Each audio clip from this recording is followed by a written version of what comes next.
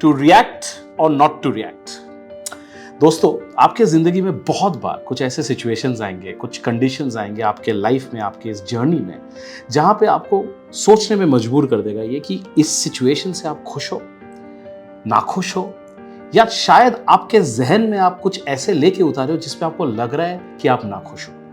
पर ये सारे दोस्तों चीज़ें जो है ये रिएक्शंस होते हैं अलग अलग सिचुएशन के लिए। और दुनिया, दस्तूर एंड दिमाग ये कहता है कि जितना आप नेगेटिव रिएक्शन की तरफ सोचोगे, जितना आप नेगेटिव तरीके से सोचोगे, गलत तरीके से सोचोगे, उतना आप उस नेगेटिविटी में और आग में और घी डालोगे और उस नेगेटिविटी को आप बढ़ाओगे। सो रियलिटी ये है दोस्त कि जब रिएक्ट करना हो, ये ज़रूरी नहीं है कि रिएक्ट करना है कि नहीं, ये ज़रूरी है कि उस सिचुएशन को समझना, उस सिचुएशन को परखना, and then taking a decision on how to react, when to react, and most importantly दोस्त, whether to react. So today, आज मैं आप लोगों को 5 ऐसा टिप्स बताऊंगा जिसमें आपके इस एंटरप्रेन्योरियल जर्नी में आपका reactions will help you to go forward. Number 1, stop taking things personally. दोस्तों, हर चीज जरूरी नहीं है कि आप पर्सनली लो, हर चीज जरूरी नहीं है कि आप अपने आप को जिम्मेदार समझो, हर चीज के लिए जरूरी ये नहीं है कि आप ही रिस्पॉन्सिबल हो। बहुत ऐसे सिचुएशंस आएंगे जहां पे लोग रिएक्ट करेंगे, अलग तरीके से रिएक्ट करेंगे, बाहर वाले रिएक्ट करेंगे, अंदर वाले रिएक्ट करेंगे, तो आप किस हिसाब से करोगे वो?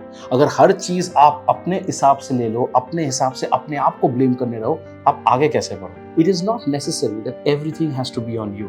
It is not necessary that everything is what you are responsible for. आपको ये हमेशा ध्यान रखना चाहिए कि आप एक लिमिट तक चीजें कर सकते हो, और एक लिमिट के बाद you will need people to take it to the next level, you will need your team to take it to the next level, you will need your external and internal participants to take it to the next level. इसका क्या मतलब है? इसका ये मतलब है दोस्त कि आप इसको एक माइंडसेट के हिसाब से खेलिए और समझिए कि not everything is what you are responsible for. Stop taking things personally, especially when you believe it's a failure. Everything is not about you. It is about what you can do a particular level, what you can take to a particular level, and thereafter things have a way. Things have a way of going into its own shape. Things have a way of creating its own motion, its own direction. So इस तरीके से सोचिए and stop taking things personally. Point number 2, know that you cannot control third party reaction.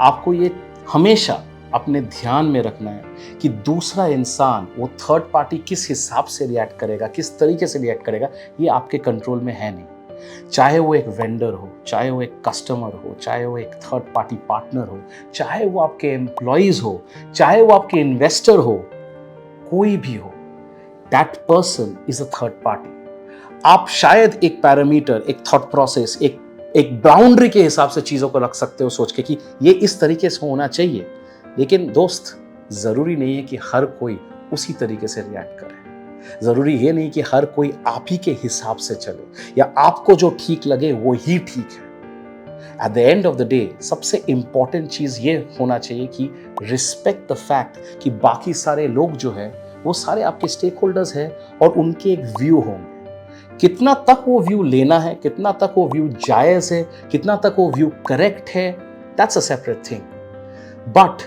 they will have different views. उनके अलग सीमा धाराएं हैं, उनके अलग विचारधाराएं हैं, और उन सीमा धारा के हिसाब से वो विचारधारा उसके ऊपर निर्भर करता है। सो उसको रिस्पेक्ट कीजिए, उसको सुनिए, उसको एक्सेप्ट करना जरूरी नहीं है, लेकिन उसको सुनना जरूरी है। There's a difference between hearing and listening. Always hear the third party opinion. It's not necessary that you have to listen to the third party opinion.